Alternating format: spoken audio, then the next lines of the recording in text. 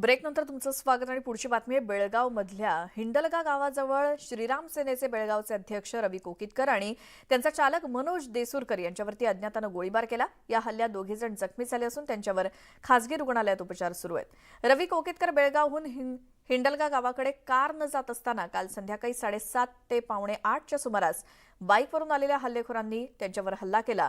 स्थानिकांच्या मदतीने दोघांनाही रुग्णालयात दाखल करण्यात आलं आणि या घटनेची बेळगाव ग्रामीण पोलीस ठाण्यात नोंद झाली असून वरिष्ठ पोलीस अधिकाऱ्यांनी घटनास्थळी भेट देऊन तपास सुरू केलाय।